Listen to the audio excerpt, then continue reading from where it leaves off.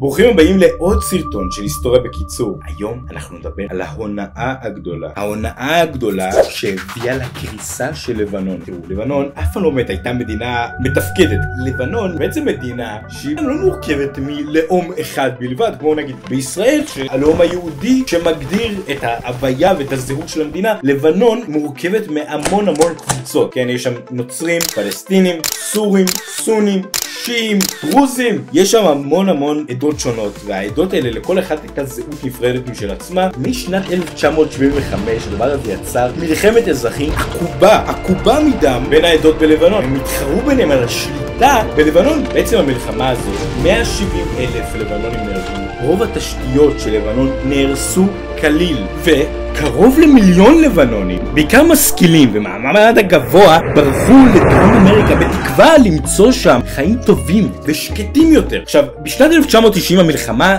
סוף סוף נגמרה. העדות בלבנון הסכימו להתאחד ולהפסיק סוף סוף את שפיכות הדמים. אבל הייתה בעיה. לבנון, כמו שאמרנו, הייתה מחורבת לגמרי, והיה צריך מישהו שיקים את הכלכלה הלבנונית מחדש. רפיק חרירי, ראש הממשלה החדש של לבנון, בחר את הברוקר הפרטי שלו, מישהו אחד בשם ריאד סלאמה, לנגיד בנק לבנון, האיש האחראי על התפקוד של הבנק הלבנוני. רפיק חרירי, ראש הממשלה החדש, היה איש מאוד שאפתן. הוא ציווה על ריאד סלאמה ישר גייס לו כספים בשביל שלממשלה הלבנונית יהיה כסף בשביל לבנות גשרים, מחלפים, בתי ספר, מרכזים של טיפות חלב. הוא רצה לשפר את לבנון ולהפוך אותה למדינה מתפקדת ומודרנית. עכשיו, ריאד סלאמה הבין שיש לו פה בעיה. תראו, בשנת 1993, בשנה שריאד סלאמה מונה להיות נגיד בנק לבנון, הכלכלה הלבנונית כולה השנתית עמדה על 7.9 מיליארד דולר. שתבינו עד כמה זה נמוך של ישראל, שבאותה שנה היה רק מיליון אזרחים יותר מלבנון, הכלכלה השנתית עמדה אז על 80 מיליארד דולר. הבדלים מטורפים. עכשיו, לא רק זה שלא היה להם כסף, לא היה להם גם דולרים. עכשיו תבינו, דולרים זה הדבר בעצם שבעזרתו מדינות מסוגלות לתפקד, כן? כי אם רוצים להשיג איזשהו מוצר מחול, אתה רוצה לקנות מלט, אתה רוצה לקנות מלפפונים, חברות מחול ימכרו לך את המוצרים שלהם בתמורה לדולרים. ולכן אם אתה רוצה לשפר את המדינה, אז אתה חייב לשלם בדולרים בשביל שיביאו לך דברים מחול. עכשיו, למדינה מתוקנת יש דרך מאוד פשוטה להשיג דולרים, כן? לייצא. ברגע שחברה מייצאת מוצר כלשהו לחול, התשלום הוא בתשלום של כסף בינלאומי, הוא בדולרים. הבעיה שבלבנון לא היו חברות כמעט מתפקדות בכללי, ובטח שלא כאלה שמסוגלות להתחרות על השוק הבינלאומי. לבנון, כמו שאמרנו, שלכם מלחמת האזרחים הייתה בקריסה, והם לא הצליחו להשיג דולרים. אבל סלאמה, הנגיד החדש, עלה לו רעיון חדש להשיג דולרים, דרך חלופית. לא חייב לייצא מוצרים, אפשר לעשות איגרות חוב. עכשיו תראו, איגרת חוב היא בעצם דרך מאוד מקובלת של חברות גדולות או של מדינות במקרה שלנו, לקבל כסף לעשות פרויקטים גדולים כמו לבנות מסילת רכבת, כן? מה שקורה זה שבעצם מדינה מנפיקה לבורסות בעולם בסדר איזשהו חוזה שבו היא מבקשת מאנשים שילוו לה סכום מסוים של כסף, ובתמורה היא מבטיחה להם להחזיר את הכסף הזה בעוד כמה שנים עם תשואה מסוימת, וככה בעצם כולם מרוויחים, כן? המדינה מרוויחה כסף נזיל כרגע לעשות את הפרויקטים שלה, והציבור הרחב שמלווה את הכסף מרוויח את הכסף הזה בעוד כמה שנים עם אחוזים מסוימים עליו. סלאמה פתח במסע תחנונים לקהילה הבינלאומית שתסכים לקנות את האיגרות חוב שלו. הבעיה שאף אחד לא שמח עליו, יותר נכון אף אחד לא שמח לממשלת לבנון, כי באמת לבנון הייתה אז מדינה שאף אחד לא ידע אם עוד יומיים יהיה עוד מלחמה בה, אם המלחמת אזרחים תחזור על עצמו. הקהילה הבינלאומית לא ידעה אם יהיה ללבנון כסף להחזיר להם על ההלוואה שהם נותנים להם. סלאמה היה חייב לגרד אנשים שיסכימו להלוות לו כסף, אבל אז הוא חשב איזה מין אנשים, איזה סוג של אנשים יסכימו להלוות לי כסף. הוא חשב ואז פתאום ברקה לו הברקה. סלאמה פתאום הבין שיש בדרום אמריקה, נכון? זוכרים מה שאמרנו קודם? יש בדרום אמריקה המון לבנונים שהיגרו אליה במהלך מלחמת האזרחים. המיליון לבנונים האלה שהיגרו אי אז במלחמת האזרחים הפכו ב-1997 לקרוב ל10 מיליון לבנונים שגרו בדרום אמריקה. עכשיו הוא אמר, בונה, אלה חבר'ה שלנו, מי יעזור לנו אם לא הם? הוא פצח בקמפיין ענקים ושלל פרסומות. Family-oriented way of life, combined with the country's free economy and its openness to the world. All these riches make Lebanon not only a good country to live in, but an ideal place to invest in. שהשורה התחתונה שלהם הייתה, חבר'ה, תעזרו למאדרלנד שלכם, תעזרו לארץ שלכם. ככה גם תעשו מצווה וגם תרוויחו כסף, כי בסוף אנחנו הולכים להחזיר לכם על ההלוואות האלה אחוזים, כן? בסופו של דבר זה לא מלווים לנו, אתם מרוויחים על זה כסף. עכשיו הלבנונים הגלותיים התלהבו כנראה מאוד מהקמפיין הזה של סלאמה, כי בשנים הבאות הם התחילו להשקיע באגרות חוב האלה של סלאמה. זה לא רק שהם מילאו אותם, סלאמה בקושי עמד בביקוש של האגרות חוב, הוא הוציא עוד ועוד ועוד אגרות חוב, ואלה התפקעו. ובתחילת שנות ה-2000 הזרוע הלבנונית הייתה כבר אחראית על 50% מכל הכסף שהיה בכלכלה הלבנונית. כמות הדולרים הענקית שנכנסה ללבנון ממש הצעידה את לבנון קדימה. משנת 2000 עד 2018 הכלכלה הלבנונית צמחה מ-17 מיליארד דולר ל-54 מיליארד דולר. מרצדסים התחילו להיראות ברחובות, אנשים התחילו לבלות יותר ויותר במסעדות, ללכת לקולנוע, וסלאמה הוכתר כגאון פיננסי, כקוסם, כהודיני של לבנון. הכינוי הזה, הקוסם של לבנון, ההודיני של לבנון, היה מעניין, כי סלאמה הוא באמת היה קוסם, אבל הוא לא סתם קוסם. סלאמה היה אומן אשליות, כי הצמיחה הזאת הייתה בעצם די אשליה. ב-2015 התחילה גם להיסדק, כי ב-2013, מה קרה ב-2013? ב-2013 התחילה מלחמת אזרחים בסוריה, מלחמת אזרחים עקובה מדם נוראית לחלוטין, וב-2013 עד 2015 מלא פליטים סורים התחילו להגיע ללבנון. עד לשנת 2015 נכנסו ללבנון 1.5 מיליון פליטים סורים. עכשיו תבינו, זה היה די נוראי ללבנון, שהיא בעצמה הייתה מדינה של 5.5 מיליון אנשים. אז 1.5 מיליון אנשים שנוספו ל5.5 מיליון אנשים, זה מעמסה אדירה. הפליטים האלה היו ברובם גם אנשים לא משכילים ועניים, והם יכבידו בצורה מטורפת את הכלכלה הלבנונית. עכשיו, מה קורה לאיש ממוצע שמשקיע באגרות חוב לבנוניות שהוא רואה את המשבר הזה בלבנון? אתה עכשיו משקיע באגרת חוב של לבנון, פתאום אתה רואה, בוא'נה, הכלכלה הלבנונית יוצאת במצב מחורבן, מלא פליטים מגיעים לשם, מה אנחנו עושים עם זה? מה שקרה זה שהבשורה הלבנונית ששמה עד אז מלא כסף באגרות חוב התחילה לשים פחות כסף, והיא פחדה קצת להשקיע, ובאמת הדולרים שהגיעו לאדון סלאמה התחילו להימעט ולהימעט, והם התחילו להיות פחותים ופחותים. עכשיו, הפסקת זרם הדולרים האלה היא פערה את הסדק הראשון באשליה של סלאמה. כי תבינו, סלאמה הוא פשוט היה חייב, הוא היה חייב את הדולרים האלה כמו חמצן נשימה, הוא היה חייב אותם. למה הוא היה חייב אותם? כי למרות שעל פניו כלפי חוץ כלכלת לבנון צמחה, המדינה השקיעה בשלל פרויקטים מאחורי הקלעים בשושו. אם הייתם נכנסים לכספת של סלאמה, נגיד בנק לבנון, הייתם נכנסים לכספת של בנק לבנון, הייתם מגלים שהיא ריקה, אין בה כסף.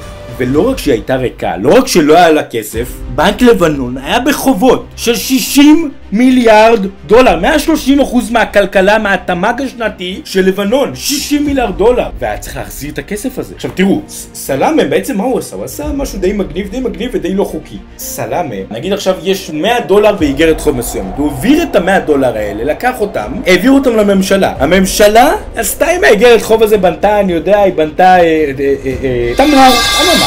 צריך להחזיר את הכסף של האיגרת חוב הזאת עכשיו, נכון? עם אחוזים נוספים. בן אדם הלווה לסלאמה כסף, בסדר? ולא הלווה לו כסף בתמורה years later. לחזור אליו אותו כסף עם עוד איזה כמה אחוזים. אז איך סלאמה אמור להחזיר את הכסף הזה?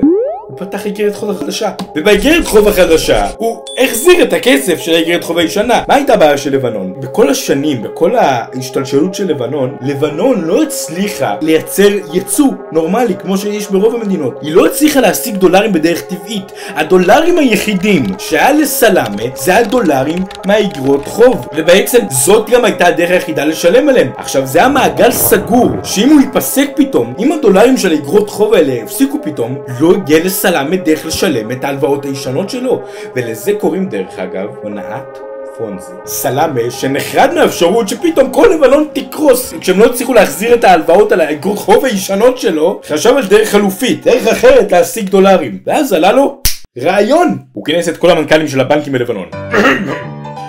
מעכשיו כל בנק שישמור אצלי בבנק המרכזי את הדולרים שיש לו בבנק שלו יקבל ממני ריבית עצומה ושמנה של כמעט 10% על כל חודש שהדולרים שלו יושבים אצלי בבנק. מי בפנים?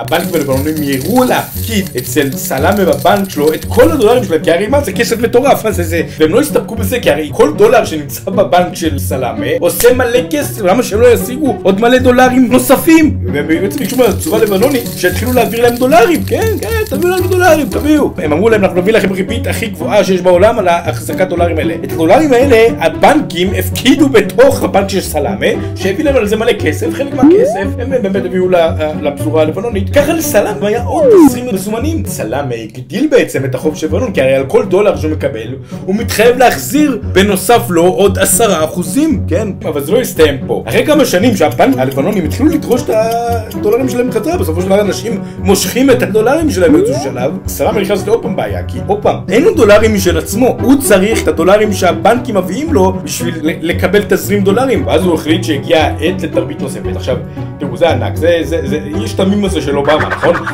זה עריכה מטורפת, שנים של ניסיון.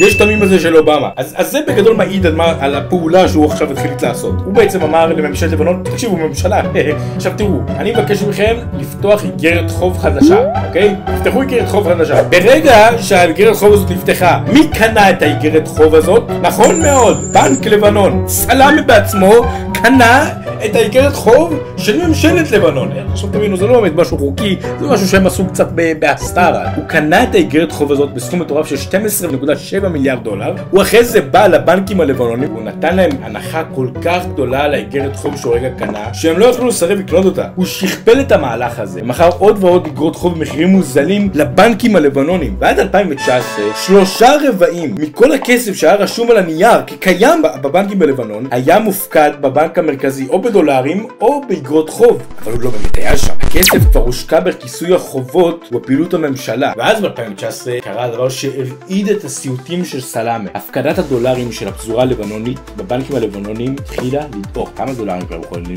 לשים שם באמת? סלאמה היה בפאניקה, הוא היה חייב עוד כסף בשביל שהוא יוכל לשלם את החובות הישנים שלו. הוא אמר לבנקים בלבנון שמעכשיו בתמורה לדולרים הוא ישלם להם ריבית כפולה על מה שהוא נתן להם עד אז. 20%! הבנקים בלבנון העבירו את זה הלאה לכל החבר'ה שלהם שם בדרום אמריקה. אבל בשלב הזה זה כבר התחיל לראות פישי, כן? זה כבר התחיל לראות קצת משהו לא בסדר, כי הרי איך זה הגיוני ביט כל כך גבוהה, כסף כל כך גדול על הפקדת דולרים? משהו קצת לא מסתדר. לא רק שהפזורה הלבנונית לא התחילה להשקיע את הדולרים שלה, הם התחילו גם לבקש את הדולרים שלהם בחזרה, והם גם הפסיקו לגמרי לשים את הדולרים. וזה כבר היה קש ששבר את קו הגמל. הדולרים הפסיקו להגיע. סלאמה בלית ברירה הלך לממשלת לבנון והוא סיפר להם על המצב הקטסטרופלי שהוביל את המדינה עליו. חובות אדירים שהגיעו אז 81 מיליארד דולר. 81 מיליארד דולר שפשוט אין לו איך לשלם, כי הוא הסתמך כל הזמן על הכסף שלא הפסיק להגיע, ועכשיו כשהוא הפסיק להגיע פתאום אין לו כסף. ממשלת לבנון המבועטת הגיבה בתוכנית קיצוצים אדירה בתקווה שאולי היא תצליח להעלות קצת את קופת המדינה וככה אולי להחזיר את החוב. היא העלתה את המס על החיטה, על הדלק, והיא אפילו רצתה לפתוח מס חדש על שימוש בוואטסאפ. הציבור הלבנוני זעם, הוא יצא להפגנות, כי למה מי יפקח לו על הוואטסאפ? הוא נכנס גם על הדרך לפאניקה.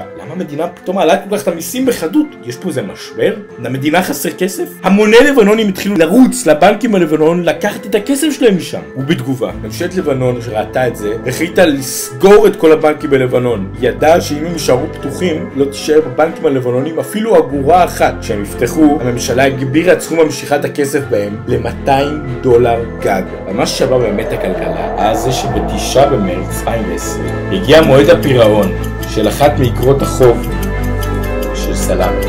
וסלאמה פשוט לא יכל להחזיר את החוב, כי נגמרו לו כל הדולרים. ואז התחילה הקריסה. הלירה הלבנונית קרסה מ-1,507.7 לירות לדולר אחד למשהו בין 30 ל-70 אלף לירות לדולר.